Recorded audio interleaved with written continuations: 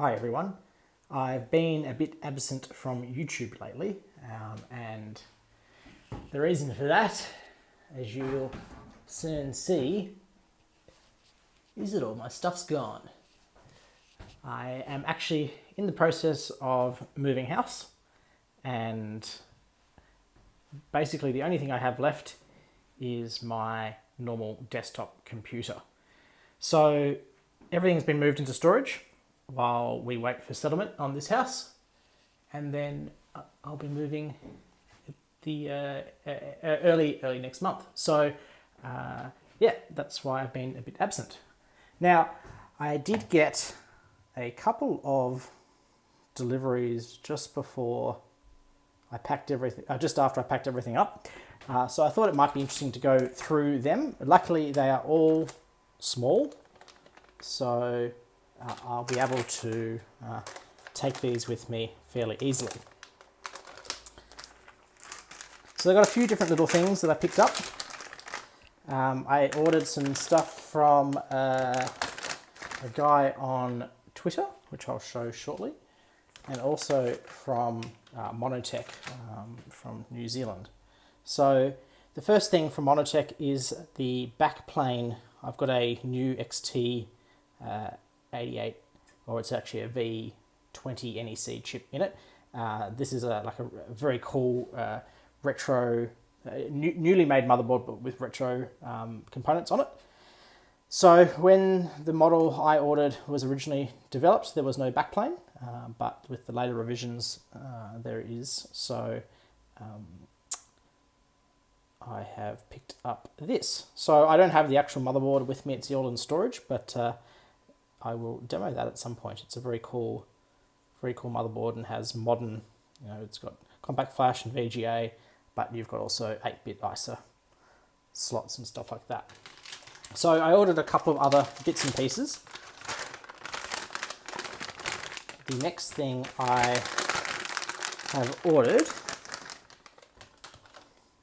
is some cache. So I recently got a PC Chips 486 that's PCI. I was actually not really planning on buying it, but I got it for a good price on eBay, and I've realized that the cache is fake. It's actually got cache chips that you can remove, but they're all plastic, so it's pretty crazy. Anyway, I've purchased 256K of 15 nanosecond L2 cache. So looking forward to installing that. I'm hoping that the motherboard actually has traces to the case chips. I think it does, so I think it should work, but that'll be a good video. So looking forward to testing those out. The other thing I picked up was these chips. So this is actually a CMS, a Creative Music System upgrade for a Sound Blaster. I think it's 2.0. So I've got a 8-bit Sound Blaster inbox 2.0. And so I don't think I've ever used any games that actually require CMS, but they, again, were pretty cheap on Monotec, so I thought I would pick those up just because I always like maxing out any piece of hardware that I own. So I'm pretty happy that I've got that that sound card. It's getting hard to get creative sound cards, and I got it for, it was not cheap at the time, but it has everything in box, so it's pretty cool. I'll have to do a video of that, and that may go quite nicely with my new XT computer. But that sound card was the first sound card I ever had, so getting another one is pretty cool. The last thing I got was this. So this is a RealTime Clock, but it's a modified RealTime Clock, and it takes a normal CR32 2032 battery. So I've got a dual Pentium Pro that doesn't boot because it's got a flat CMOS battery, and so I want to install this. Unfortunately, I think it is actually soldered onto the motherboard, which is very frustrating. At least it's not a 486 that's leaked everywhere, but this will be perfect for that. I could install it on a socket, but because this has a removable battery, I probably will just solder it straight in.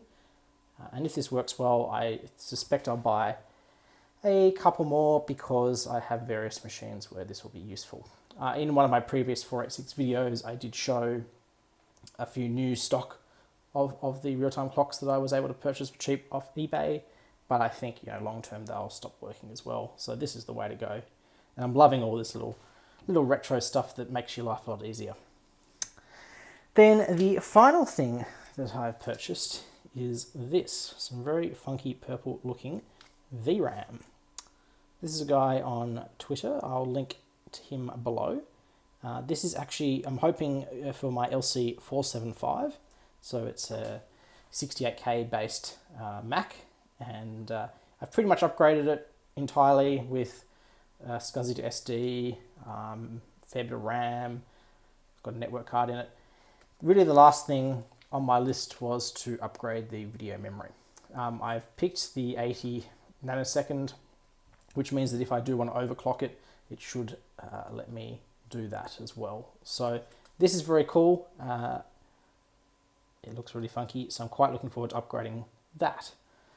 So I've got quite a few little things that I can work on once I've moved. I will probably do a bit of a tour of the new place, I suspect, if I get time. And yes, that'll be about a month off, so I probably won't get any more videos done in this place again. So it's a bit of an end of an era. But yeah, definitely looking forward to getting into the new place. We packed about 100 boxes worth of gear. Some of it I've got at the office and some of it's in storage. So I was thinking of doing a video unpacking the boxes because I've realized that I have way too much stuff. I don't really want to get rid of it, but I think I might do a video of unpacking the various boxes and going through the various hardware I have, because there is way too much. Now, that 100 boxes is not all retro computing gear, that is normal household stuff as well. But that doesn't include all of the various computer gear that I had up here previously. That's all at the office currently. So yeah, everything's empty other than the computer. And this is my very high-tech recording studio off my iPhone, which works pretty well. Yeah, so I will be probably off the air again for another month or so, I would expect, unless I buy something else on eBay randomly one night, which I shouldn't, but we'll see. So anyway, I just thought I'd give you guys a quick update of what's going on, and I'll be back in a few weeks at least. Bye.